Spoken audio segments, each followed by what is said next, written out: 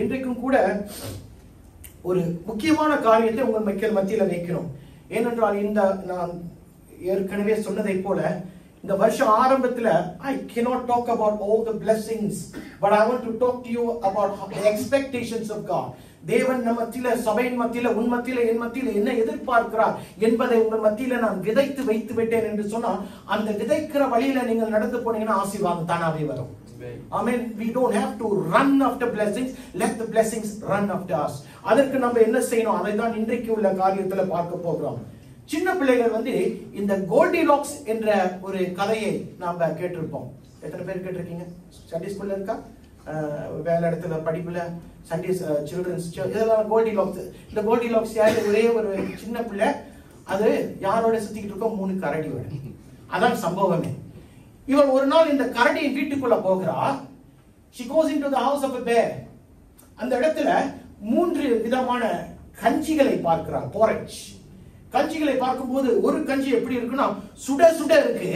அவ அதை டேஸ்ட் பண்ணி பார்க்கும்போது ரொம்ப சுடா இருக்கு.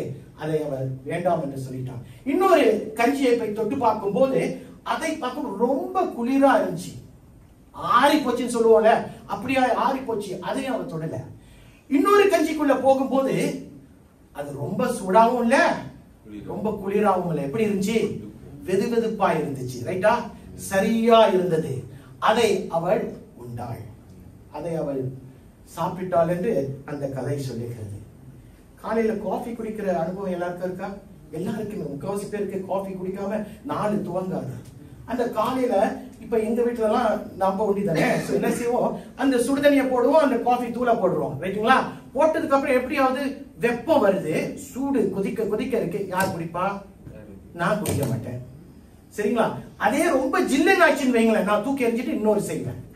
ஆனா என்றைக்கு அந்த குளிர் இல்லாமல், அந்த அனல் இல்லாமல் நடுவுல வரும் பாத்தீங்களா, அந்த டைம்ல தான் நான் குடிப்பேன். எப்படி உங்களுக்குன்னு தெரியாது.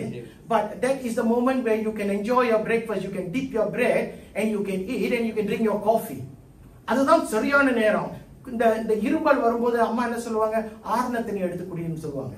ஆறுன தண்ணியை குடிக்கணும்னா நம்ம கொதிச்சது உடனே ஆறிடாதுல, கொஞ்சம் நேரம் ஆகும். அப்ப அந்த வெது வெதுப்பாய் வரும்போதுதான் அது குடிக்க எப்படி இருக்கும்? தொண்டைக்கு ரொம்ப இதமாய் இருக்கும். அப்படிதானே? ஆனால் இது சாப்பிடுகிற காரியங்களுக்கும் குடிக்கிற காரியங்களுக்கும் கஞ்சிகளுக்கும் இந்த வெது வெதுப்பு சரியா இருக்கும். ஆனால் ஆவிக்குரிய வாழ்க்கையில வெது வெதுப்பு கர்த்தருக்கு பிடிக்காத ஒரு காரியம். அதாவது you can enjoy that lukewarmness in your food, in your beverages, but you cannot be a lukewarm Christian. That's what the Bible tells us. அதைதான் இன்றைக்கு பார்க்க போகிறோம். ஏனென்றால் இன்றைக்கு வெளிப்படுத்தின விசேஷம் 3ஆம் அதிகாரம் 14வது அதிகாரத்தில் 18 வரைக்கும் நம்ம பார்க்க போகிறோம். ஆனால் என்னுடைய தலைப்பு இன்றைக்கு உங்கள் மத்தியில வைக்க வேண்டும் என்று சொன்னால் என்னுடைய தலைப்பு இதுதான்: இந்த நிலையா அல்லது உயர் நிலையா? Your present level, or is it going to be a higher level? இந்த நிலையா அல்லது உயர் நிலையா? பார்ப்போமா? வெளிப்படுத்தின விசேஷம் 3ஆம் அதிகாரம் 14வது வசனம் என்ன சொல்லுது? லவோதிக்கியா சபையின் தூதனுக்கு நீ எழுத வேண்டியது என்னவெனில், உண்மையும் சத்தியம் உள்ள சாட்சியும் தேவனுடைய சிருஷ்டிக்கு ஆதியுமாய் இருக்கிற ஆமென் என்பவர் சொல்லுகிறதாவது, உன் கிரியைகளை அறிந்திருக்கிறேன். நீ குளிரும் அல்ல அனலும் அல்ல. நீ குளிராவது அனலாவது இருந்தால் நலமாய் இருந்திருக்கும். இப்படி நீ குளிருமின்றி அனலுமின்றி வெது வெதுப்பாய் இருக்கிறபடினால் உன்னை என் வாயில் என்று வாந்தி பண்ணி போடுவேன் என்று வசனத்தில் ஆண்டவர் சொல்லுகிறார். வேணாம். அல்லேலூயா. இந்த வசனம் எல்லாருக்கும் தெரியும். அப்படிதானே?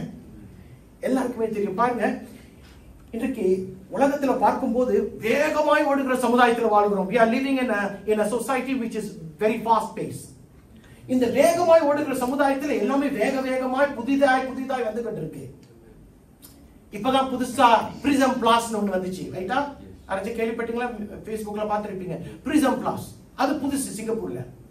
அதை குறித்து people are so excited. அதை குறித்து ஜனங்கள் ரொம்ப ஆச்சரியப்பட்டு கொண்டு போய் கொண்டு இருக்கிறாங்க. அப்புறம் புதுசா என்ன வந்துச்சு? ஐபோன் 16 பிளஸ் வந்துச்சு, ப்ரோ அப்படி வந்துச்சு. அதுக்கு people ஒரு ராவு முழுமாய் காத்து கொண்டிருந்தார்கள்.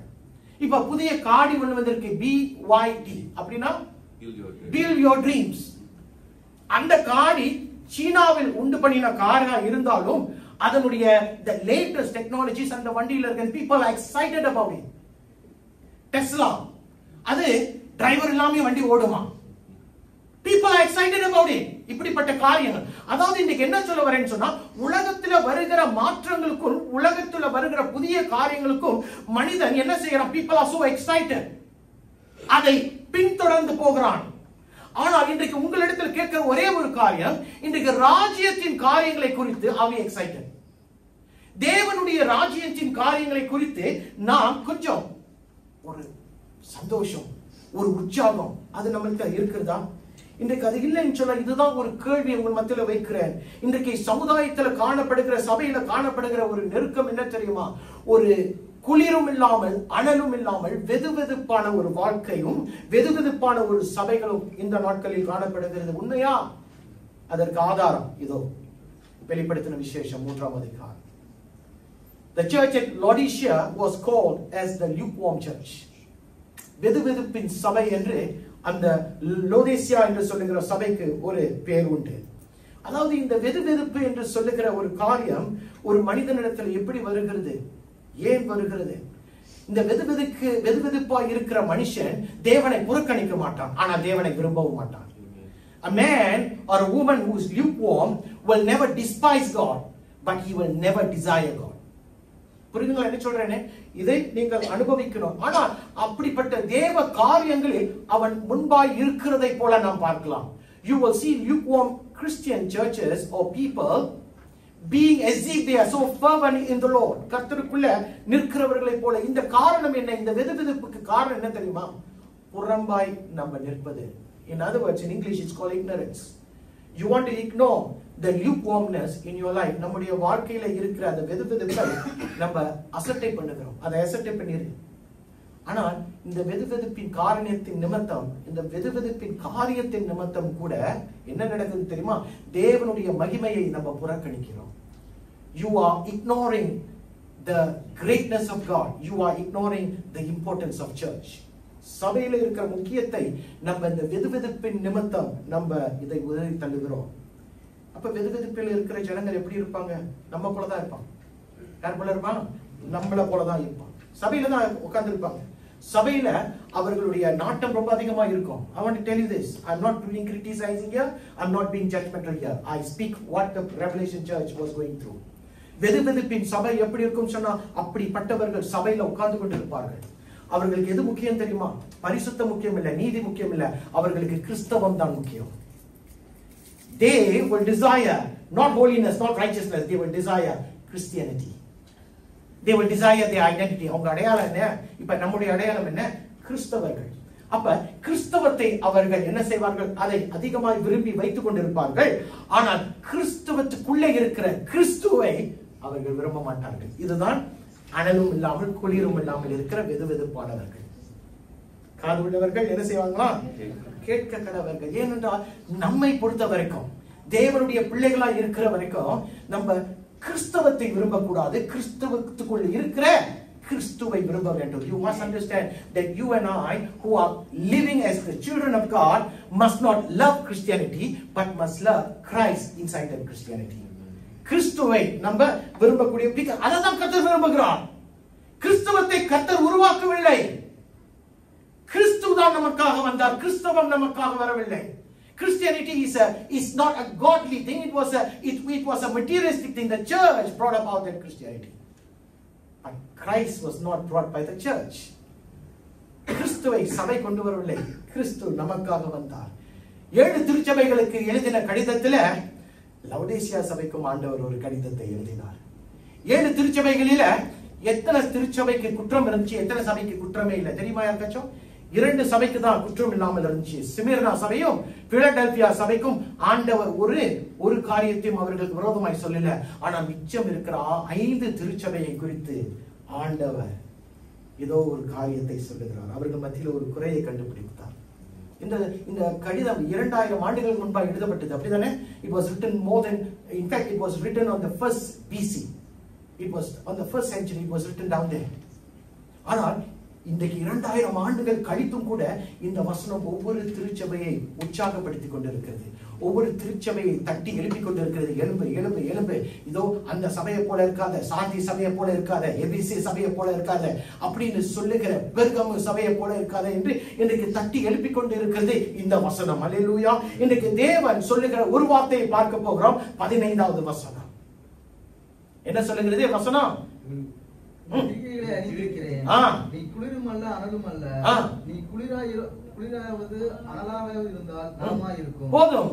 அதாவது ஆங்கிலத்தில் இது என்ன சொல்லுது? I know your deeds, okay, that you are neither cold nor hot. I wish you were either one or the other. இன்னைக்கு முக்கியமான ஒரு காரியம் என்னவென்று சொன்னா, கர்த்தர் சொல்லுகிற ஒரு காரியம், உன் கிரியைகளை நான் அறிந்திருக்கிறேன். ஒரு ஆமென் சொல்லுங்க. ஏனென்றால் இன்றைக்கு கர்த்தர் நம்மை முழுமையை எதிர்பார்க்கிறார்.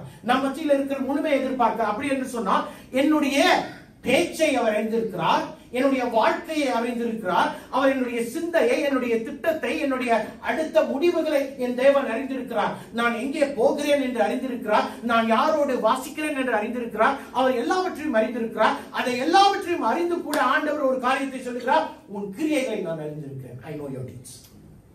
Now, this is very important. ஜீவன் உள்ள தேவன், என்னையும் உன்னையும் படைத்த தேவன், நாம் ஆராதிக்கிற ஒரு தேவன் சொல்லுகிறார், உன் கிரியைகளை நான் அறிந்திருக்கிறேன். அல்லேலூயா. இன்றைக்கு லவோதீசியா சபையை பார்க்கும்போது ஒரு கவலைக்கிடமான இடத்தில் அவர் இருந்தார்கள். அவருடைய கிரியைகளை ஆண்டவர் பார்த்து, உன்னுடைய கிரியை என்னுடைய பார்வைக்கு சரியானதா இல்லை என்று சொல்லுகிறார். He looked at the Laodicean church and he said, your deeds are not acceptable to me. அதனால he condemned the church. அந்த சபையை அவர் சுட்டி காட்டுகிறார், நீ செய்கிற தவறு. இன்றைக்கு அவருடைய அப்போது தற்போது இருந்த நிலையில அவர்கள் கர்த்தருக்கு விரோதமாய் காரியங்களை செய்தார்கள். அவருடைய கிரியைகள் கர்த்தருக்கு விரும்பாத காரியங்களாக இருந்தது. சில நேரங்களில் நம்முடைய வாழ்க்கை அப்படித்தானே. சபை என்று சொல்லும் பொழுது ஸ்தலத்தை சொல்லலையே, நம்ம யாரை சொல்றோம்? நம்மளை சொல்லுகிறோம். அப்ப நம்முடைய கிரியைகள் தேவனுக்கு முன்பாக எப்படி இருக்கணும்? லவோதிசியா சபையை பார்த்து அவர் குற்றம் கண்டுபிடிக்கிறார், உன்னுடைய கிரியைகள் தவறாக இருக்கிறது. அதற்காக அவர் என்ன செய்கிறார்? நான் உனக்கு ஒரு சந்தர்ப்பத்தை தரேன் அப்படின்றாரு. He gives the church another chance to repent. மனம் திரும்ப, நான் உனக்கு ஒரு சந்தர்ப்பத்தை கொடுக்கிறேன். அதே நேரத்தில் இன்னொன்னு சொல்றார், நீ மனம் திரும்பலனா அதனுடைய விளைவுகள் உண்டு என்று சொல்றார். And third thing he said, if you do not repent, there are consequences involved.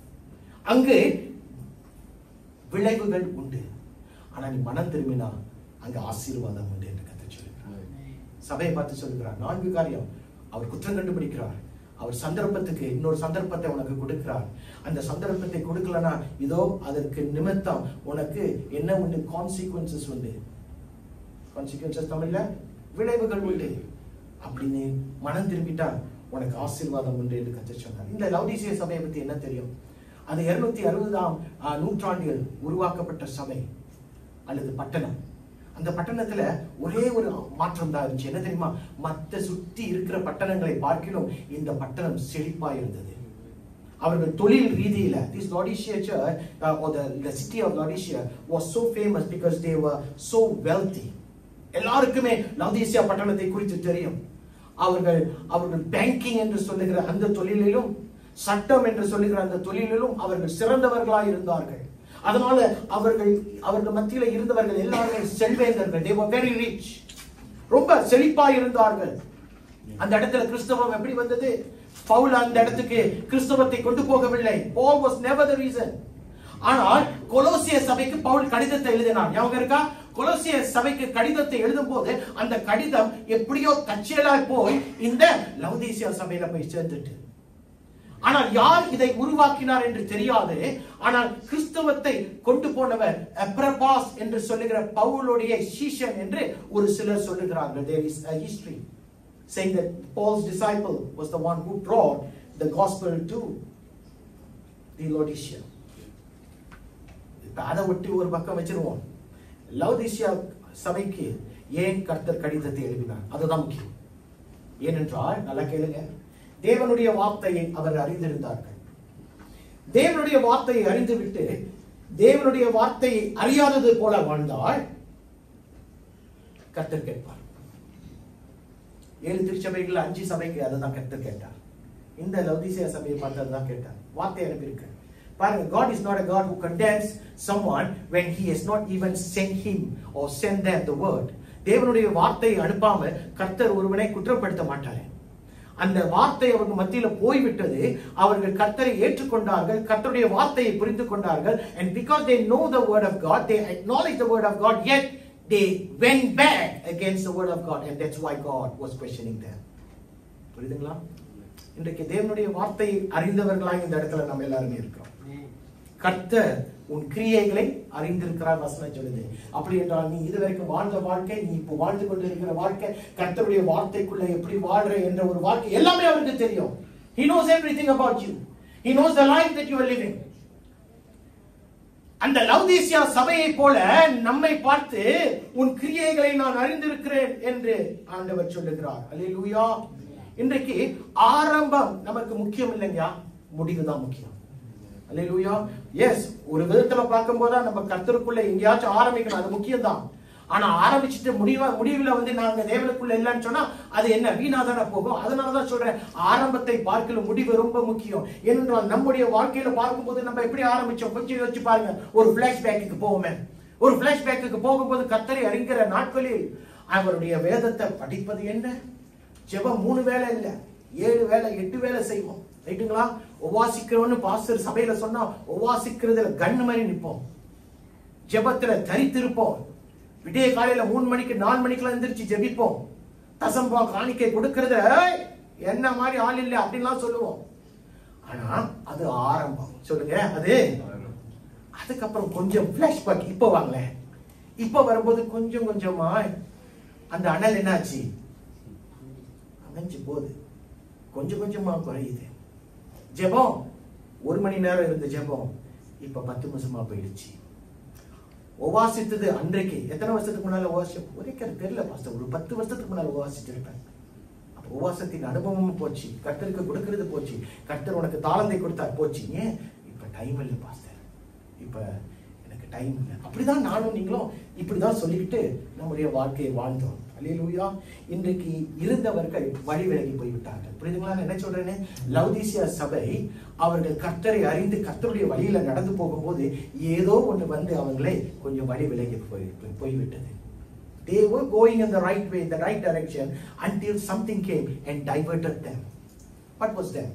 முதல்ல சொன்ன பார்த்தீங்களா, அவர்களுக்குள்ள இருந்த அவருடைய செல்வாக்கு, அவருடைய உயர்வு, அவர்களிடத்தில் இருந்த பணம் சில நேரங்களில நம்மை கர்த்தரை விட்டு கொஞ்சம் வழி விலக செய்கிறது.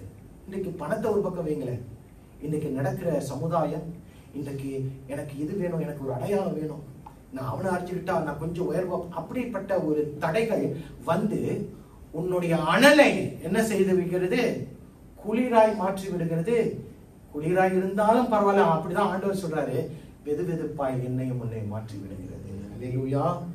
இன்னைக்கு ஏன் இது நடக்குதுன்னு சொன்னா, இங்க இருக்கிற தேவனை கொஞ்சம் கொஞ்சமாய் வெளியே வைத்துறோம்.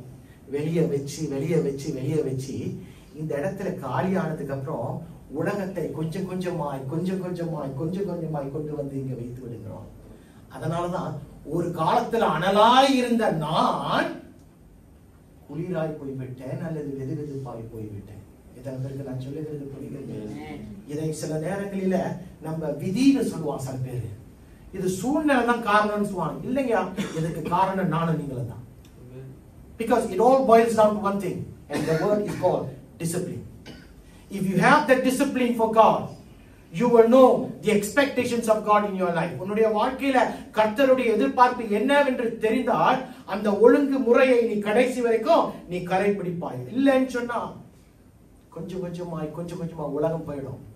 ஒரு காலத்துல எதையுமே செய்யாதபடிக்கு இன்னைக்கு வேற மாதிரி என்ன ஆச்சு, ஒரு பட்டாய் மேல இல்ல 3 பட்டாய் மேல செய்வான். அதுக்கப்புறம் என்ன செய்வான், சபைக்கு வர்றதுக்கு முன்னால சபைதான்னு சொல்லுவான். இன்னைக்கு ஞாயிற்றுக்கிழமை ஏன் வரலன்னா சொந்தக்காரன் வந்துட்டாங்கன்னு சொல்லுவான். சொந்தக்காரன் வந்து அப்புறம் என்ன அடுத்த தடவை என்னைக்குமே கேட்காத ஒரு காரியம், என்னையா வரல, வேலை பாஸ்டர், என்னமா வரல, வேலை பாஸ்டர். கொஞ்சம் கொஞ்சமா பொய் வரும். அன்னைக்கு சும்மா வீட்டுல வேலை விட்டு வந்து தூங்குவாங்க, என்னாச்சு, ஏன் வேலைக்கு சர்ச்சுக்கு வரல, வேலை பாஸ்டர், பொய் சொல்லவும் ஆரம்பிச்சிருவோம். அல்லேலூயா. எதனால தெரியுமா, ராஜ்யத்தை நீ வெளியே போடும்போது உலகம் உனக்குள்ள வந்து விடும். You must understand, when you remove the kingdom out of you, the world will creep into you. தட்டிட்டு வராது, நான் வரேனே அப்படின்னு சொல்லிட்டு தட்டிட்டு வராது. உனக்கு தெரியாமலே it will creep into you. வசனம் சொல்லுது, he knows your deeds. உன் கிரியைகளை அவர் அறிந்திருக்கிறார். இன்னைக்கு நாம் கிறிஸ்துவை பிரதிபலிக்கணும். கரெக்டா? வசனம் அப்படிதான் சொல்லுது, you are need to imitate Christ. பவுலை அல்ல, சைலாசை அல்ல, மத்தவனை அல்ல, பவுல் சொன்ன தேவனை நம்ம சாயலாய் கொண்டு வாழணும். அப்படி என்று சொன்னால் என்னுடைய கிரியை கிறிஸ்துவின் சாயலை போல இருக்கணுமே. My deeds must be Christ-like. My deeds must be acceptable. என்னுடைய கிரியைகளை கர்த்தர் ஏற்றுக்கொள்ளணும். இவன் செய்கிறது இவன் செய்கிறது நல்லது என்று சொல்லணும். திருப்பிக் கொள்ளுங்க. எபேசியர் 2ஆம் அதிகாரம் 10வது வசனம் என்ன சொல்லுதுன்னு பாப்போம். யாராச்சும் படிங்க. ஹரிஷ் படிங்க. இதோ இங்க இருக்கு. ஏனெனில் நற்கிரியைகளை செய்கிறதற்கு நாம் கிறிஸ்து இயேசுக்குள் சிருஷ்டிக்கப்பட்டு தேவனுடைய செய்தியாய் இருக்கிறோம். அவைகளை நாம் நடக்கும்படி அவர் முன்னதாக அவைகளை ஆயத்தம் பண்ணி இருக்கிறார். ஆங்கிலத்தில் இன்னும் அழகா இருக்கும். For we are God's handiwork, created in Christ Jesus to do good work. Enough. We are God's workmanship, created for what? Come on, tell me. For good works. We are created by God to do good works. நற்கிரியைகளை செய்கிறதற்கு நாம் கிறிஸ்து இயேசுவுக்குள் சிருஷ்டிக்கப்பட்டோம். யார் சொல்றார்? பவுல் எபேசிய சபைக்கு எழுதி சொல்லுகிறார். நற்கிரியைகளை செய்வதற்காக நாம் அழைக்கப்பட்டோம். கர்த்தருடைய திட்டம் என்ன? நம்ம பழகி பெருகணும். ஆதியாகமத்தில் அதை நாம் பார்க்கிறோம்.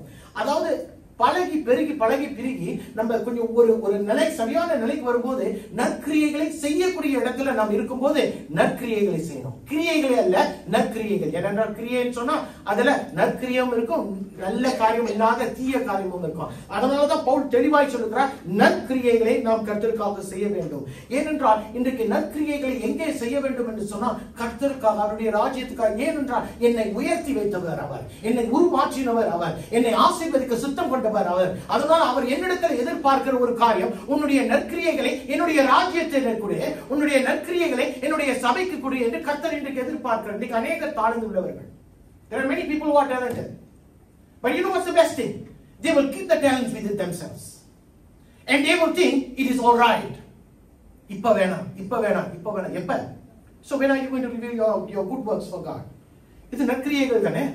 உனக்கு கொடுத்த தாளந்துகளை கர்த்தருடைய ராஜ்யத்துக்கும் சபைக்கும் பயன்படுத்துவது உன்னுடைய பொறுப்பு. It is your responsibility.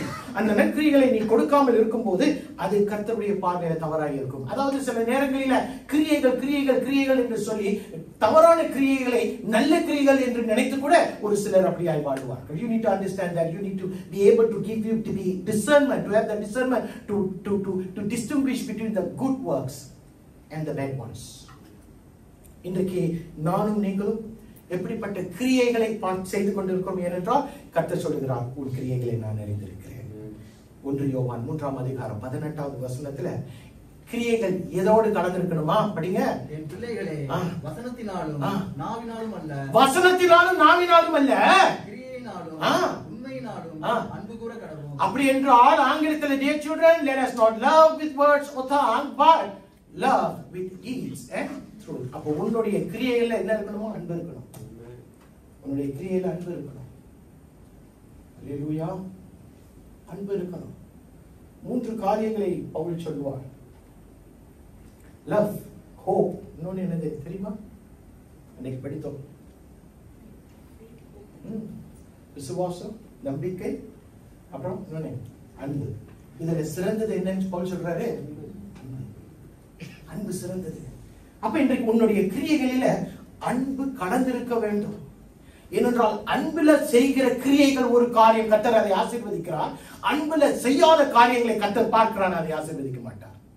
புரியுங்களா? ஏனென்றால் அன்புல செய்யப்படாத காரியம் கர்த்தருடையதா இருக்காது, கர்த்தர் அங்கீகரிக்கக்கூடியதா இருக்காது. ஏனென்றால் கர்த்தர் அன்புள்ளவர். ரைட்டுங்களா இல்லையா? If God is so love, he wants our deeds to be also filled with love. கிரியைகள் அன்புள்ளதா இருக்கணும். இன்றைக்கு நம்முடைய கிரியைகள் அன்புள்ளதா இருக்கும் என்று சொன்னா அந்த கிரியைகளை கர்த்தர் ஏற்றுக்கொள்கிறார், அந்த கிரியைகளை கர்த்தர் அங்கீகரிக்கிறார். அந்த கிரியைகளை நம்முடைய வழிமுறையில, நம்ம வாழ்க்கை முறையில அவர் பார்க்க விரும்புகிறார். Now your deeds with love must be shown in your life, must be shown in your lifestyle, in your words, in your thoughts, your lifestyle. அதுல உன்னுடைய நற்கிரியைகள் காணப்பட வேண்டும். அந்த நற்கிரியைகள் அன்பு இருக்க வேண்டும் என்று பவுல் யோவான் எழுதுகிறார். அல்லேலூயா. யோவான் எழுதும்போது இன்னொரு காரியத்தை அவர் சொல்லுகிறார். ஒரு நாள், இது பவுல் 2 கொரிந்தியர் 5ஆம் அதிகாரம் 10வது வசனத்துல சொல்லும்போது அவர் சொல்லுகிறார், நீ எந்த கிரியைகளையும் செய்யலன்னு சொன்னா என்ன நடக்குமா? படிங்க பாப்போம். ஏனென்றால் சரீரத்தில் அவனவன் செய்த நன்மைக்காவது தீமைக்காவது தக்க பலனை அடையும்படிக்கு நாம் எல்லாரும் கிறிஸ்துவின் நியாயாசனத்திற்கு முன்பாக வெளிப்பட வேண்டும். ஆமென். For we must all appear before the judgment seat of Christ, that each one may receive what is due for the things done while in the body, whether good or bad. The things done in the body is talking about good deeds or bad deeds. நற்கிரியைகளோ அல்லது தீமையான கிரியைகளோ உன்னுடைய சரீரத்தில் செய்வதற்கு ஏதேனும் நீ செய்வாய் என்று சொன்னால் ஒரு நாள் அவருடைய நியாயஸ்தானத்துக்கு முன்பாய் நானும் நீங்களும் நிற்போம். அப்ப அவருடைய நியாயஸ்தானத்துக்குள்ள நிற்கும் போது நற்கிரியைகளோடு நிற்பது நல்லதா அல்லது கிரியைகளே இல்லாம வெதுவெதுப்பாய் இருப்பது நல்லதா? சொல்லுங்க பாப்போம். நற்கிரியைகளோடு இருப்பது தானே நல்லது. தாவீதை பார்க்கும்போது அவன் தான் ஒரு உதாரணம், சிறந்த உதாரணம் என்று சொல்லல, ஒரு நல்ல உதாரணம். என்னவென்று சொன்னா அவனுடைய முதல் வேலை என்ன தெரியுமா? ஆடுகளை மேய்த்துக் கொண்டிருக்கிற மேய்ப்பன். ஆனால் அந்த ஆடுகளை மேய்த்துக் கொண்டிருக்கிற அந்த வேலையில அவன் உண்மையா இருந்தான். அவனுடைய காரியங்கள், அவனுடைய கிரியைகள் உண்மையா இருந்தது. எப்படி சொல்ற? அவனுடைய ஆடுகளை மேய்த்துக் கொண்டிருக்கும் போது ஒரு கரடி வருதுன்னு வைங்களேன், அந்த சரி ஒரு ஆடு தானே போச்சு என்று சொல்லி அவன் விடுவது கிடையாது. அவன் என்ன செய்யறான்? ஓடி போறான். அந்த கரடியோ அந்த சிங்கத்தையோ கொன்று போட்டு அவனுடைய ஆட்டுக்குட்டியை கொண்டு வருகிறான். அவன் அதுல உண்மையா இருந்ததுனால கர்த்தர் அதை பார்த்தான். அவனுடைய கிரியைகள் கர்த்தருக்கு முன்பாய் ஆசீர்வாதமாய் காணப்பட்டது, நல்லதாய் காணப்பட்டது. He was a very small shepherd boy, but he was true to his calling. He was true to his nature. And when he was a shepherd to look after the sheep, when the sheep was attacked by a wild animal, he goes after the wild animal. Some people will say it's only one sheep, it's okay, but he not Daniel, or rather not David. He went after the wild animal. He rescued and he brought back. And that good deed found favor in the eyes of God. அவனுடைய நற்கிரியை கர்த்தருடைய பார்வையில நல்லதாய் காணப்பட்டது. அதனாலதான் இருதயத்துக்கு ஏற்றவன் என்று கர்த்தர் அவனை ராஜஸ்தலத்துக்குள் உயர்த்தினார். அல்லேலூயா. இன்றைக்கு நம்முடைய கிரியைகள் சில நேரங்களில யாருமே பார்க்கலன்னு சொல்லி சோர்ந்து போயிடுவோம். அப்படித்தானே? நான் சோர்ந்து போயிடுறேன். சில நேரங்கள் உண்மையா நான் சோர்ந்து போயிடுறேன். என்னடா இவ்வளவு சேருமே யாருமே. அதாவது you need to appreciate somebody. நல்லா யாராச்சும் செஞ்சாங்க கை தட்டி நல்லா செஞ்சீங்க ஐயா அப்படின்னு சொல்லும்போது they are being encouraged.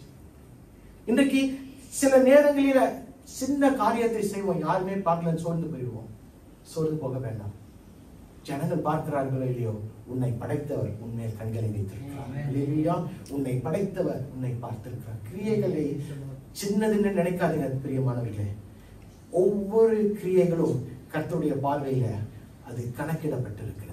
Your deeds are recorded down. பார்க்கலாமா? உதாரணத்தை எசேக்கியாவை பார்ப்போம். 2 ராஜாக்கள் 20ஆம் அதிகாரம் 3வது வசனம். ஆண்டவர் ஏசாயா தீர்க்கதரிசியை அனுப்பி சொல்றாரு, அவன்கிட்ட சொல்லு, ராஜாட்ட சொல்லு, எசேக்கியாட்ட சொல்லு, அவன் வீட்டை ஒழுங்கு பண்ணப்படுது, ஏன் நான் அவனுடைய உயிரை எடுத்துக்கொள்ள போகிறேன் என்று சொல்லுகிறான்.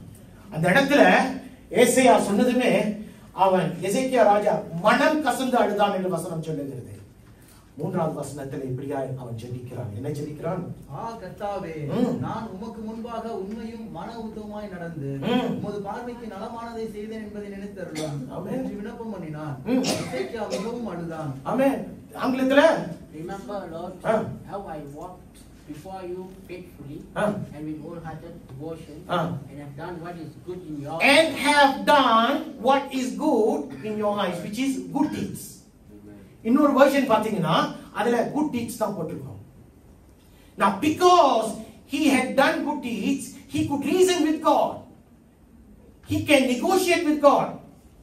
ஆண்டவர் சொல்றாரு, ஓகே நீ ரெடி பண்ண உன்னுடைய ஜீவனை நான் எடுக்கிறேன்னு. அவன் சொல்றான், ஆண்டவரே நான் உனக்காக நற்கிரியைகளை செய்தேன்னு கொஞ்சம் யோசித்து பாருங்க ஆண்டவரேன்னு சொல்லும்போது மறுபடியும் அதே ஏசாயா தீர்க்கதரிசி அவனிடத்தில் அனுப்பி சொல்லுகிறார், நீ எசேக்கியா ராஜாட்ட போய் சொல்லு, அவனுக்கு நான் 15 ஆண்டுகளை கூட்டி கொடுக்கிறேன். அப்ப நற்கிரியைகள் செய்தவருக்கு பலன் உண்டு. நற்கிரியைகளை செய்கிறவர்களுக்கு ஆண்டவர் பலனை கொடுக்கிறவராய் இருக்கிறார். அல்லேலூயா. உன்னுடைய நற்கிரியைகள் கர்த்தருடைய பார்வையில மறைந்து போகும் என்று நினைக்க வேண்டாம். அவர் மறைந்து வைக்கிற ஒரு இடத்துல பார்க்க முடியாத ஒரு தேவன் அல்ல, பார்த்து பலனளிக்கிற தேவனாய் இருக்கிறார். ஆமென். அப்படியான தேவனை நானும் நீங்களும் ஆராதித்துக் கொண்டிருக்கிறதுனால I and you need to examine ourselves. Where are we standing? அனலான இடத்துல நிற்கிறோமா, அல்லது குளிரான இடத்துல நிற்கிறோமா, அல்லது வெதுவெதுப்பான ஒரு இடத்துல நிற்கிறோமா? பாஸ்டர், அனல் என்றால் என்ன, குளிர் என்றால் என்ன என்று ஒரு சமயம் வேதம் அறியாதவர்களுக்கு அவர்களுக்கு தெரியவில்லை என்று சொன்னால், அனலாயிருக்கிறது என்றால் என்ன? ஆவிக்குரிய ரீதியில் ஆண்டவருக்காக கடைசி வரைக்கும் வைராக்கியமாய் நெருப்பை போல அவருக்காக உண்மை உத்தமமாய் இருக்கிற ஒரு வாழ்க்கை, குளிரான வாழ்க்கை, கர்த்தரை அறிந்தும் கர்த்தரை தெரியாததை போல, அவருடைய அழைப்புக்கு செவி கொடுக்காததை போல, இப்படிப்பட்ட ஒரு எல்லாம் எனக்கு தெரியும், ஆனால் நான் இங்கதான் இருப்பேன், நான் இயேசு கிறிஸ்துவை போல இப்படிதான் நிற்பேன் அப்படின்னு சொல்லுகிற ஒரு குளிரான வாழ்க்கை. இப்ப ஆண்டவர் உன்னிடத்துல கேட்கிறார், நீ எங்க நிக்கிற? ஏன் தெரியுமா நான் கேட்கிறேன் நீ எங்க நிக்கிறேன்னு? சில நேரங்களில, please correct me if I'm wrong, there are moments when I also want a part of the world and I also want part of God. எனக்கு தேவனுடைய ராஜ்யமும் ஒரு பக்கம் வேணும், எனக்கு உலகத்தின் ஆசையும் ஒரு பக்கம் வேணும். ஏன் தேவன் வேணும் பிரதர்? ஏன் தேவன் வேணும்னா, நான் தேவன் இல்லாட்டா நான் நரகம் போயிடுவேனே, தேவனை நான் பிடிச்சிக்கலன்னா நான் நரகத்துக்கு போயிடுவேனே, அதனால நான் தேவனை வச்சுக்குவேன். I will not divorce God. I will not divorce God because I need him, because if I don't have him I'll go to hell. But I will have an affair with the world because there are certain things in the world that I desire. இந்த உலகத்தின் காரியங்களே நான் விரும்புகிறதுனால நான் தேவனை விவாகரத்து பண்ண மாட்டேன், ஆனா சைட்ல உலகத்தை வைத்துக் கொள்வேன். ஞாயிற்றுக்கிழமை நீங்க கூப்பிடுங்க பாஸ்டர், ஞாயிற்றுக்கிழமை நான் கண்ணு மாதிரி நிற்பேன். எந்த ஊழியத்தை செய்ய சொல்றீங்க நான் செய்வேன். ஞாயிற்றுக்கிழமை ஸ்ட்ரிக்டா சொல்லியிருக்கேன், கர்த்தருக்கு மட்டும்தான். ஆனா வெள்ளிக்கிழமை சனிக்கிழமை மட்டும் என்னை கூப்பிடாதீங்க. ஏன்? அதை நான் உலகத்துக்குன்னு வைத்திருக்கேன். என்னுடைய ஆசா வாசங்களை தீர்த்துக் கொள்வதற்காக நான் 2 நாட்களை ஒதுக்கி வைத்திருக்கிறேன். நீங்க என்னைய வெள்ளிக்கிழமை சனிக்கிழமை ஊழியத்துக்கு கூப்பிட்டா நான் வரமாட்டேன் பாஸ்டர், நான் கண்டிப்பா சொல்றேன். ஆனா ஞாயிற்றுக்கிழமை நீங்க கூப்பிடுங்க, நான் உலகத்தை சேர்க்க மாட்டேன். இப்படிப்பட்டவன் யாரு தெரியுமா? அனலும் இல்ல, குளிரும் இல்ல, வெதுவெதுப்பாய் இருக்கிறவன். You are the lukewarm Christian that the church is talking about, or rather Jesus was talking about. எனக்கு அந்த உலகத்தின் சொகுசு வேணும், அந்த உலகத்தின் அடையாளம் எனக்கு வேணும். I want that identity. I want that. And because I want that, I set aside a day or a day or two or a day or 3 உலகத்துக்கு. ஞாயிற்றுக்கிழமை நோ, கர்த்தருக்கு மட்டும்தான். வெதுவெதுப்பாய் வாழுகிற ஒரு கிறிஸ்தவன் இன்னைக்கு நீ எங்க நிற்கிறாய்? Because you don't understand that you are walking on, rather you are standing on thin ice. What happens when the ice breaks? You drop down where? Into the cold water. And what will happen? You will freeze. நீ எந்த இடத்துல நிற்கிறாய் என்று உனக்கு தெரியவில்லை. உனக்கு கீழே இருக்கிற நிலம் உடைந்து போகும் என்று சொன்னால், குளிரான இடத்துல நீ போய் நிலையில்லாத இடத்தில் நீ சிக்கிக் கொள்ளுவாய். Because sometimes we don't understand whether we are lukewarm Christians. We don't understand whether we are hot or rather we are cold. The truth is sometimes we are lukewarm Christians. ஆண்டவர் 17வது வசனத்துல சொல்லுகிறார், உனக்கு எல்லாமே இருக்குன்னு நீ நினைச்சுக்கிட்டு இருக்கிறாரு. ஆண்டவர் சொல்றாரு, உன்கிட்ட தான் எல்லாமே இருக்கு. இன்னைக்கு நம்ம அப்படிதான் நினைக்கிறோம். என்கிட்ட எல்லாம் இருக்கு, பணம் இருக்கு, எனக்கு அடையாளம் இருக்கு, எனக்கு செல்வாக்கு இருக்கு, எனக்கு வேற எதுவுமே, I don't need anything today because I have it all. That's what he says. But God is telling you, உன்னிடத்துல இருக்கிறது ஒன்றுமே இல்லை. In fact, God calls you a wretched person. God calls you pitifully poor. You are blind and you are naked. கர்த்தர் தான் சொல்றார், உன்னிடத்துல இருக்கிறதை வைத்து நீ ஒரு அடையாளத்துல வாழ்றேன்னு நினைத்துக் கொண்டு இருக்கிற, ஆனால் நீ ஒரு பரிதாபமான இடத்துல நீ இருக்கிற. நீ ஒரு தரித்திரியத்தின் இடத்துல இருக்கிற. நீ குருடன் என்று அறியவில்லை, நீ நிர்வாணமாய் இருக்கிறாய் என்று உனக்கு புரியவில்லை என்று கர்த்தர் சொல்லுகிறார். 18வது வசனத்துல அவர் சொல்லுகிறார், ஒரு காரியத்தை அவர் இப்படியாய் சொல்லுகிறார், நான் உனக்கு என் கரத்தை நான் நீட்டுறேன், உன்னுடைய குருட்டை மறைப்பதற்கு நான் உனக்கு அற்புதத்தை செய்கிறேன், உன்னுடைய நிர்வாணத்தை மறைப்பதற்கு நான் உனக்கு சரீரத்தை கொடுக்கிறேன், நான் உனக்கு அந்த உன்னை மறைத்துக் கொள்ளுகிற அந்த அங்கியை நான் கொடுக்கிறேன். ஆனா நீ ஏத்துக்க மாட்டேன். Now, despite the fact that God looks at you as one who is naked, despite the fact that God looks at you as poor and pitiful, God is extending his hand of help. God is saying, I will help you out. I will deliver you from your blindness. I will ask you, I'll give you that clothing for you to hide your nakedness, but you will refuse. You will refuse. இன்னைக்கு அதுதானே நடக்குது. இன்னைக்கு வெதுவெதுப்பான கிறிஸ்தவன் நான் அனலாய் இருக்கிறேன் என்று சொல்லி அவனை உயர் ஸ்தலத்தில் அவன் வைத்து நினைத்துக் கொண்டிருக்கிறான். He thinks that he is hot for God. He is super hot for God.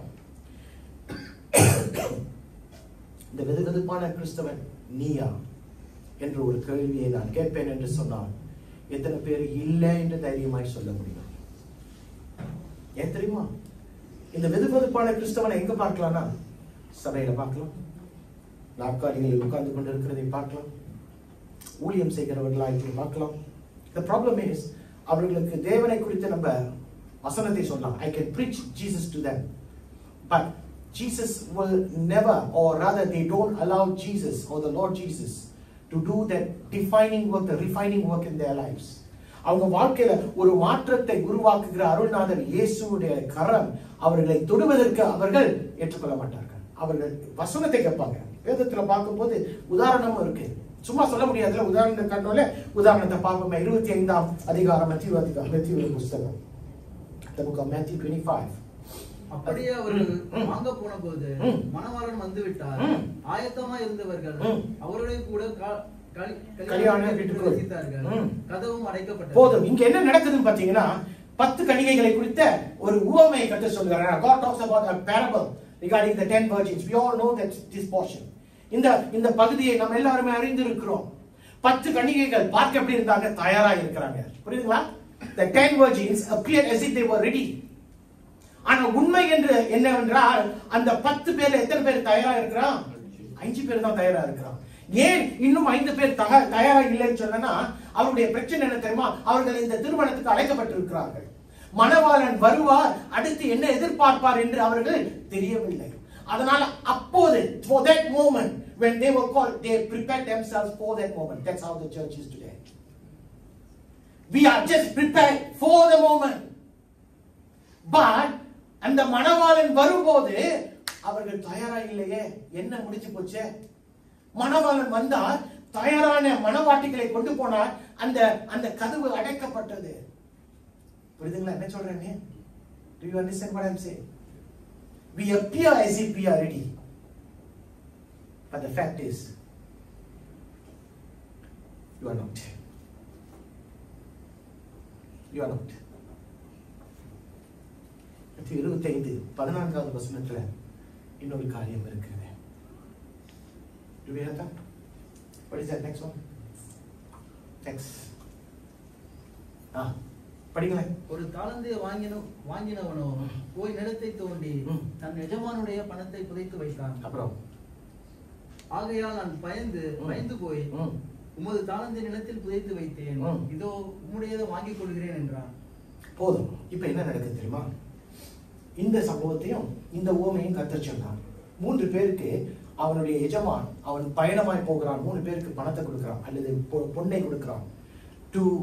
To one servant he gives 5 bags of gold. To another servant he gives 2 bags of gold, and to another servant he gives 1 bag of gold.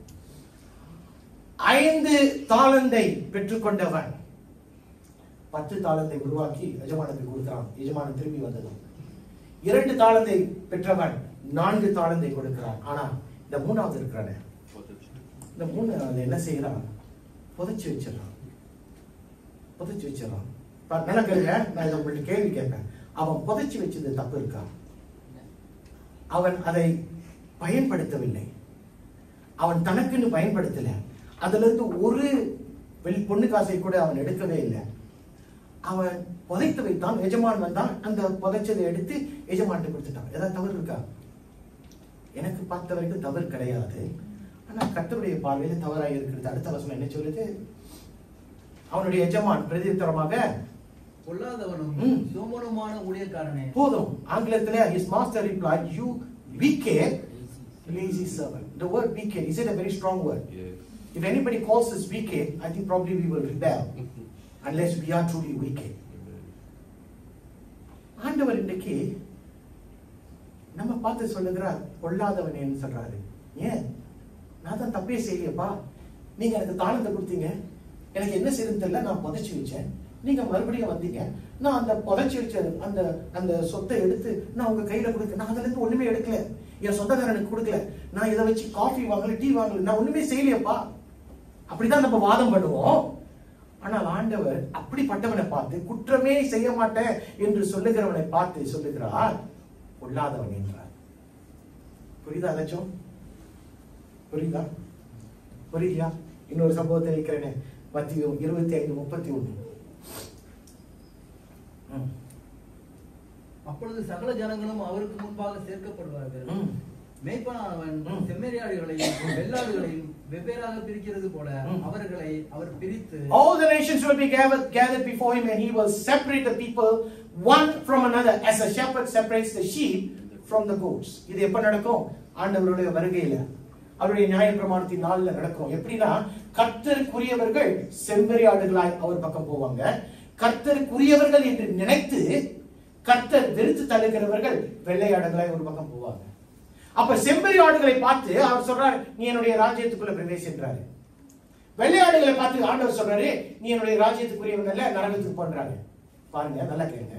இப்ப வெள்ளையாடு ஆண்டவர்கிட்ட கேள்வி கேட்குது. அடுத்து, செம்மறியாடுகளை நமது வலது பக்கத்திலும் வெள்ளாடுகளை நமது இடது பக்கத்திலும் நிறுத்துவார். அப்புறம் அப்பொழுது இடது பக்கத்தில் இருக்கிறவர்களை பார்த்து, இடது பக்கத்தில் இருக்கிற வெள்ளாடுக்கு கேக்குது, தபிக்கப்பட்டவர்களே, என்னை விட்டு பிசாசுக்காகவும் அவன் தூதர்களுக்காகவும் ஆயத்தம் பண்ணிருக்கிற நித்திய அக்கினியிலே போங்கள். அப்புறம் அடுத்து, அப்பொழுது அவர்களும், வெள்ளையாடு கேக்குது, அப்பொழுது அவர்களும் அவர்களுக்கு பிரயோஜனமாக, ஆண்டவரே, உம்மை பசியுள்ளவராகவும் தாகம் உள்ளவராகவும் அந்நியராகவும் வஸ்திரமுள்ளவராகவும் வியாதி உள்ளவராகவும் காவலிடைக்கப்பட்டவர்களாகவும் நாங்கள் எப்பொழுதும் கண்டு உமக்கு உதவி செய்திருக்கிறோம் என்பார்கள்.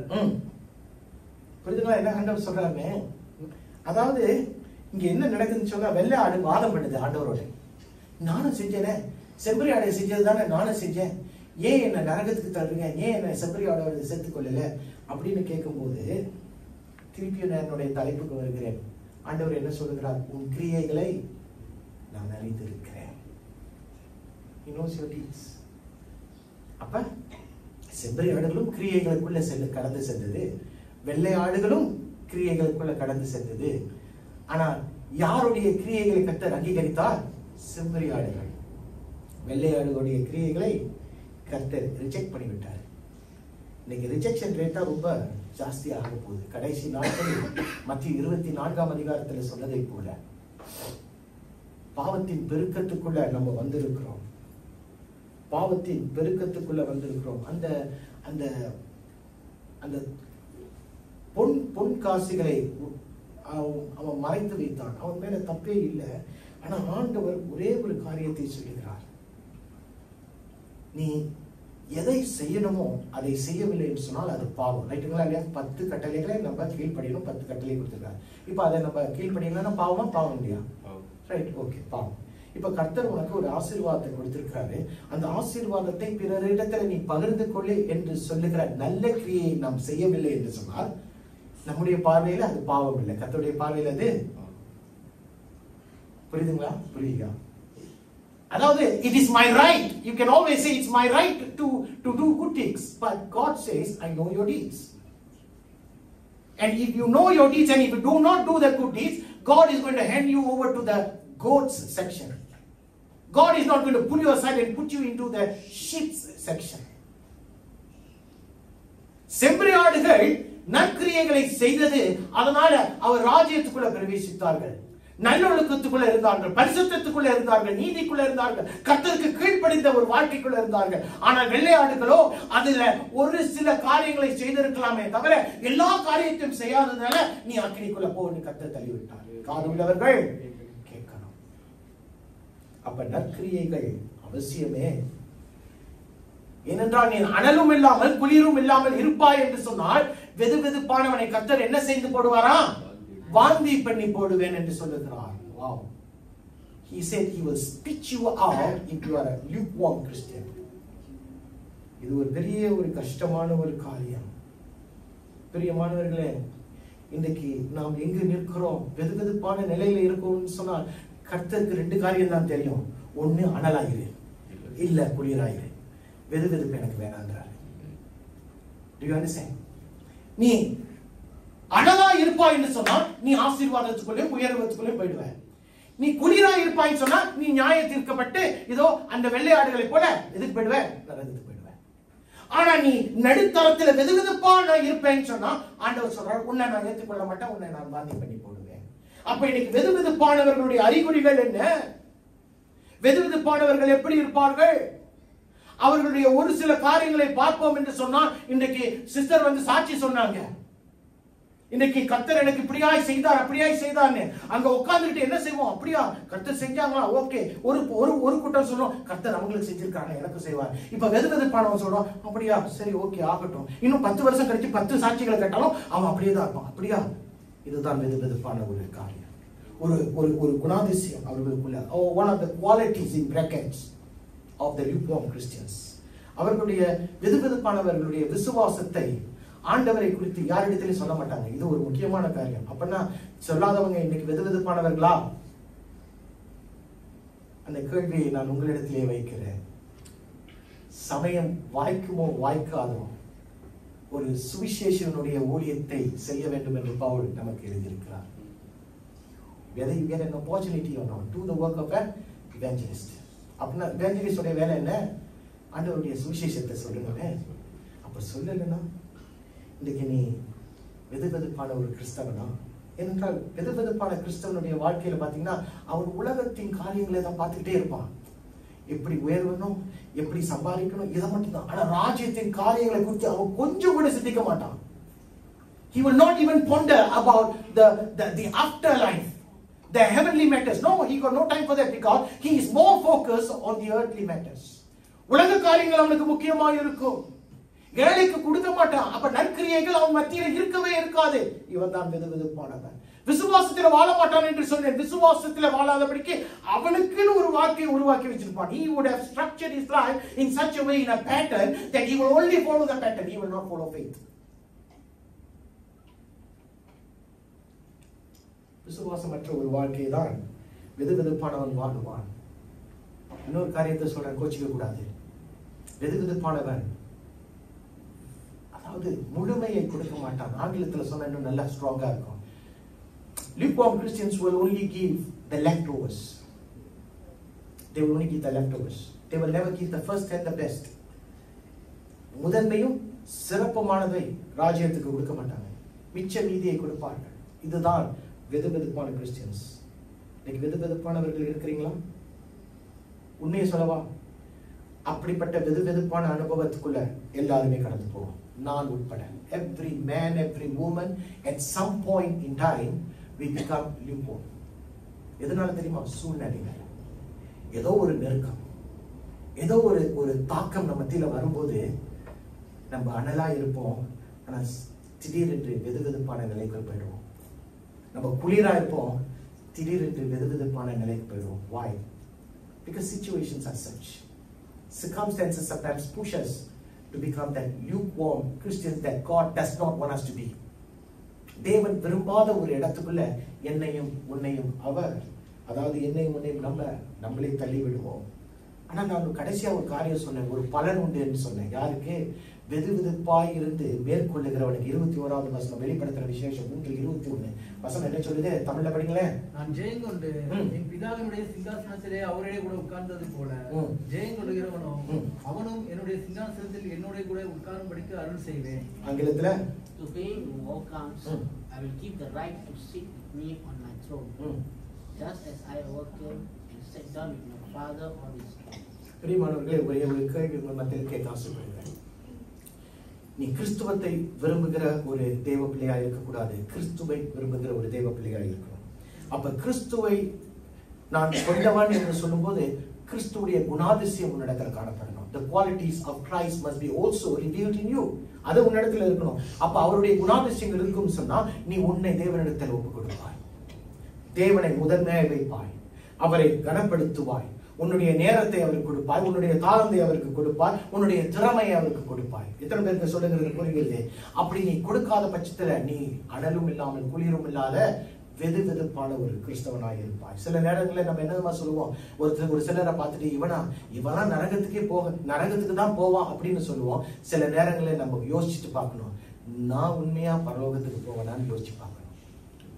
We are very quick to point a finger and tell people, yeah, I think this fellow may not make it to heaven. But sometimes we need to sit down and ponder whether I am an eligible recipient for heaven. Because sometimes if we are not, we will be that lukewarm child of God who has missed the boat, or rather who will miss the boat. கர்த்தர் ஒரு வாக்குத்தத்தத்தை கொடுக்கிறார், நீ அந்த வெதுவெதுப்புல இருந்து மேற்கொள்ள வேண்டும் அல்லது ஜெயம் பெற வேண்டும். நீ ஜெயம் பெற வேண்டும். ஜெயம் பெறுகிறவனுக்கு கர்த்தர் என்ன சொல்லுகிறார்? அதாவது ஜெயம் பெறுவது என்றால் என்ன? What is the meaning of overcoming? நீ இருக்கிற நிலையிலிருந்து அந்த நிலையிலிருந்து வெளியே வரணும். உன்னுடைய சொந்த சுயத்துல உன்னால் செய்ய முடியாது. You can never come out of your present situation if you are tied down, if you are pulled down, if you are roped down. Now, you can only overcome certain things with the help of God. தேவனுடைய உதவி இல்லாமல் உன்னால எந்த வெதுவெதுப்பான நிலையிலிருந்து வெளியே வர முடியாது. நீ வெளியே வந்துட்டனா கர்த்தருக்கென்று நீ அனலாய் வாழுவாய், குளிராய் வாழ மாட்டாய், கர்த்தருக்காக வைராக்கியமாய் வாழுவாய். ஒரு நெருப்பை போல நீ கர்த்தருக்காக செயல்படுவாய். சிங்காசனம் என்ற ஒரு வசனத்தை கர்த்தர் அங்க வைத்திருக்கிறார். பார்த்தீங்களா? ஜெயம் கொள்ளுகிறவன் எவனோ அவனும் என்னுடைய சிங்காசனத்துல என்னோடு கூட உட்காரும்படி அருளி செய்வேன். சிங்காசனம் எதை குறிக்கிறது? What does the throne resembles, or what does it represent? It represents one thing, authority. மேலான அதிகாரம். ஒரு ராஜாவுடைய சிங்காசனத்துக்கு மேலால் வேற ஒரு அதிகாரம் இல்லை. ஆண்டவர் சொல்றாரு, அதே சிங்காசனத்துல நான் உட்கார்ந்து இருக்கேன். நீ வெதுவெதுப்பாய் இருக்கிற கிறிஸ்தவத்தை விட்டு நீ வெளியே வருவாய் என்று சொன்னால் உனக்கு நான் கொடுக்கிற அதிகாரத்தை உன்னிடத்துல நான் கொடுப்பேன். அப்ப நீ வேறு மனுஷனாய் வேறு மனுஷியாய் இருப்பாய் என்று கர்த்தர் சொல்கிறார். அல்லேலூயா. அப்படி என்றால் கர்த்தருக்காக நீ வைராக்கியமாய் அனலாய் வாழும்போது பலன்கள் உண்டு. என்ன பலன் என்று சொன்னால், நீ அதிகாரத்துக்குரியவனாய் அதிகாரத்துக்குரியவளாய் கர்த்தர் உன்னை மாற்றுகிறார். எத்தனை பேருக்கு புரிகிறது? You become an overcomer not because of anything, because you want to shine for God, you want to be so fiery for God, and because you want to do that, there are rewards God has promised you. And what is the reward? He says, I will give you the authority, because I sit in the highest throne. And God says, if I sit in the highest throne, I have the highest authority. நான் மேலான அதிகாரத்தில் உட்கார்ந்து இருக்கிறதுனால மேலான அதிகாரம் நான் வைத்திருக்கிறேன். அந்த மேலான சிங்காசனத்திலிருந்து புறப்படுகிற அதிகாரத்தை 1, 2, 3, 4 நான் உனக்கு கொடுப்பேன் என்று கர்த்தர் சொல்கிறார். எத்தனை பேருக்கு புரிகிறது? அதிகாரம் கர்த்தரிடத்துல வருகிற அதிகாரம் எனக்கு வேணும். எத்தனை பேருக்கு வேணும்? அல்லேலூயா. அந்த அதிகாரத்தை நாம் பெற்றுக்கொள்வோம் என்று சொன்னால், இன்றைக்கு என்னுடைய கிறிஸ்தவ வாழ்க்கையில நான் வெதுவெதுப்பான வாழ்க்கையை வாழ மாட்டேன். நாம் அதை சொன்ன தெரியுமா? சாப்பாடுக்கும் கஞ்சிகளுக்கும் குடிக்கிற பானங்களுக்கும் வெதுவெதுப்பு நல்லா இருக்கும். எனக்கு பிடிக்கும், உங்களுக்கும் பிடிக்கும், ரைட்டா? ஆனால் கிறிஸ்தவ வாழ்க்கை வாழும்போது வெதுவெதுப்பான காரியத்தை கர்த்தர் விரும்ப மாட்டார். Now God is telling some of us here that you need to shine for God. You cannot be a hot or you cannot be a cold, but you want to be a lukewarm Christian. God is telling you, I will spit you out from my mouth. என்னுடைய வாயிலிருந்து உன்னை வாந்தி பண்ணி போடுவேன் என்று கர்த்தர் சொல்கிறார். Now this is a $1 million question that I want to put before you. What is that? Are you that kind of a child of God who God can look at you today and say, he is a man fiery for God, he is a woman fiery for God? பிரியமானவர்களே, மறுபடியும் சொல்லுகிறேன், அனலும் இல்லாமல் குளிரும் இல்லாமல் வெதுவெதுப்பான ஒரு கிறிஸ்தவத்துக்குள்ள நானும் நீங்களும் வாழ்வோம் என்று சொன்னால் அது கர்த்தர் விரும்பாத ஒரு கிறிஸ்தவம். உன்னுடைய வாழ்க்கையில வேதம் இருக்கணும், உன்னுடைய வாழ்க்கையில ஜெபம் இருக்கணும். ஏன் இதை வச்சுதான் பரலோகம் போவானா? இல்ல. ஜெபிக்கிறவனும் துதிக்கிறவனும் ஆண்டவருடைய வேதத்தை படிக்கிறவனும் அவன் பரலோகம் போக மாட்டான். ஆனால் பரலோகத்துக்கு போகிற வழி இந்த மூன்றையும் காணப்படும். பரலோகத்துக்கு எனக்கு வார்த்தையே தெரியாது, எப்படி பரலோகம் போவ? நான் ஆண்டவரோடு பேசுகிற ஒரு உறவே இல்லை, அப்ப நீ எப்படி ஆண்டவரை போய் பார்ப்ப? புரியுதுங்களா நான் என்ன சொல்ல வரேன்னு? அப்ப இன்றைக்கு உன்னுடைய வாழ்க்கை இவை எல்லாமே இருக்கும் என்று சொன்னா, நீ அந்த வெதுவெதுப்பான இடத்திலிருந்து வெளியே வந்து ஜெயம் கொள்ளுகிறவனாய் மாறுகிறாய். ஜெயம் கொள்ளுகிறவனுக்கு கர்த்தர் ஒரு காரியத்தை ப்ராமிஸ் பண்றாரு. என்ன சொல்றாரு? உனக்கு அதிகாரத்தை கொடுப்பேன். பிரியமானவர்களே, சிங்காசனத்தை கொடுக்க மாட்டாரு, சிங்காசனத்திலிருந்து புறப்பட்டு வருகிற அதிகாரத்தை உனக்கு கொடுப்பார். இன்னைக்கு அதிகாரம் இல்லாம மனுஷன் வாழ முடியாது. ஐயா, ஒரு கொஞ்சம் அதிகாரம் இல்லாம கூட இன்னைக்கு குடும்பத்துல நல்லா குடும்பத்தை நடத்த முடியாதுங்க. அப்ப அதிகாரம் இன்னைக்கு நம்ம எல்லாருக்குமே வேணும், நம்ம வாழ்க்கையில இருக்கு. ஆனா இந்த அதிகாரத்தை பார்க்கலும் ஆண்டவர் சொல்றார், உனக்கு இன்னொரு மேலான அதிகாரத்தை நான் தருவேன்றார். யாருக்கு? ஜெயம் கொள்ளுகிறவனுக்கு. எதுல இருந்து ஜெயம் கொள்ளணும்? நீ வெதுவெதுப்பாய் இருக்கிற அந்த கிறிஸ்தவத்திலிருந்து நீ வெளியே வரணும் என்று கர்த்தர் சொல்லுகிறார். எத்தனை பேர் வெளியே வருவோம்? வெளியே வருகிறவனுக்கு ஜெயம் உண்டு. அவரை நம்பி நிற்கிறவனுக்கு ஜெயம் உண்டு. ஒப்பு கொடுக்கிற ஆண்டவரே என்று அவரை நோக்கி கெஞ்சுகிறவனுக்கு ஜெயம் உண்டு. கண்களை மூடுவான். Thank you Lord. கொஞ்ச நேரம் உங்களுடைய வாழ்க்கையை யோசிச்சு பாருங்க. ஏனென்றால் நான் சொன்னதை போல, there are moments when I too, you too become that lukewarm Christians. Because of the situation, because of the circumstances, we are pushed to that corner, or to that corner where I become lukewarm. And God does not desire lukewarm Christians. கர்த்தர் அப்படிப்பட்ட வெதுவெதுப்பான கிறிஸ்தவத்தை அவர் விரும்புகிற ஒரு தேவன் அல்ல. அவர் ஒரே ஒரு காரியத்தை விரும்புகிறார். எனக்காக அனலாய் இருக்கிறாயா? என்ன நீ அறிஞ்சிருக்கிற? என்னுடைய வார்த்தை உனக்குள்ள இருக்கு, என்னுடைய வசனம் உன்னை புடமிட்டு இருக்குது. ஒரு காலத்தில் இப்படியாய் வாழ்ந்த, இன்றைக்கு நீ இப்படியாய் வாழுவதற்கு உன்னை ஒப்பு கொடுத்திருக்க. அப்ப நீ 100% எனக்காக நீ வாழ முடியுமா என்று கர்த்தர் கேட்பார் என்று சொன்னார். நீ கர்த்தருக்காக வாழ்வாயா? ஏனென்றால் அப்படி இல்லைன்னு சொன்னால், you fall into that category called lukewarmness. வெதுவெதுப்பின் அந்த நிலைக்குள்ள நீ கடந்து போகிறவனாய் இருப்பாய். அப்படி என்றால் என்ன நடக்கும் தெரியுமா? Now that's the scary part. The scary part is, if you are a lukewarm Christian, God is not going to be in favor of you. God is going to throw you out. In fact, He says, I will spit you out. நான் உன்னை வாந்தி பண்ணி போடுவேன் என்று கர்த்தர் சொல்கிறார். ஐயா, கொஞ்ச நேரம் உங்களுடைய வாழ்க்கையை ஆராய்ந்து பாருங்களேன். கொஞ்ச நேரம். நான் உண்மை நேசிக்கிறேன் ஆண்டவரே, உண்மை நேசிக்கிறேன்னு சொல்லலாம்.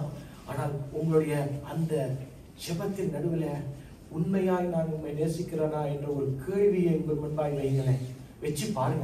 வச்சுதான் பாருங்களேன். ஏனென்றால் இன்றைக்கு ஒரு வெதுவெதுப்பான கிறிஸ்தவத்துக்குள்ள நான் வாழ்ந்து கொண்டு சில நேரங்களில் நான் நினைப்பேன், நான் கர்த்தருக்காக அனலாய் நிற்கிறேன். I can brag to the world that I am in fire for God, but in fact God is looking at me pathetically and saying, you know, you are a lukewarm Christian. And God does not desire a lukewarm Christian. God does not want you. ஆனால் நீ கர்த்தருக்காக வைராக்கியமாய் இருப்பாய் என்று சொன்னான். வெதுவெதுப்பின் காரியத்திலிருந்து, வெதுவெதுப்பின் நிலையிலிருந்து நீ வெளியே வந்து நான் கர்த்தருக்காக வாழுவேன் என்று சொல்வாய் என்று சொன்னான். அவர் உன்னை மாற்றுவார்.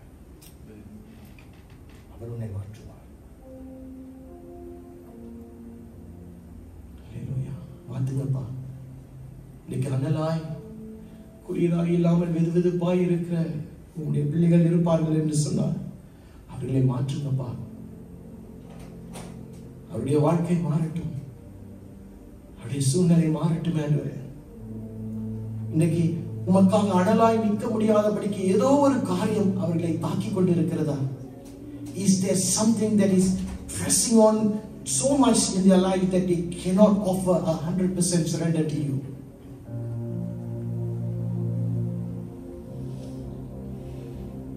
ஒரே ஒரு விஷயப்பா, எங்க பிள்ளைகளை சந்திங்கன்னு நாங்க ஜெபிக்கிறோம்.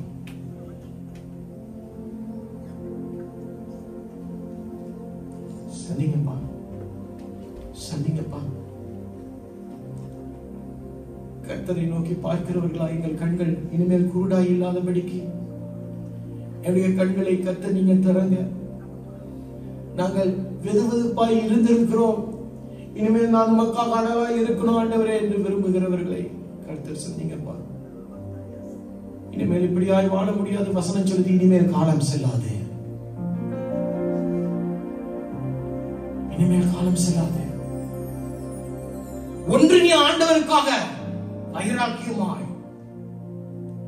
அவருக்காக அனலாய் நீ இருக்கணும் என்று சொன்னால் இன்றைக்கு அவருக்காக ஒப்பு கொடுத்தார். இல்ல நான் இப்படிதான் இருப்பேன் என்று சொன்னார், பரலோகத்தின் நிச்சயத்தை நீ விட்டுவிடு. Sorry, I have to speak like this because we have at certain point in our lives we have to make a decision. ஒரு முடிவு எடுத்து ஆகணும். You cannot play with God, my dear church.